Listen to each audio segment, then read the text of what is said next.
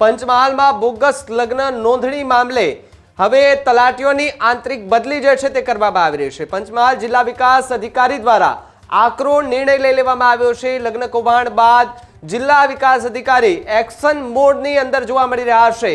જિલ્લાના 29 જેટલા તલાટીની આંતરિક બદલી જે છે તે કરવામાં આવતા ખળભળાટ મચી ગયો છે।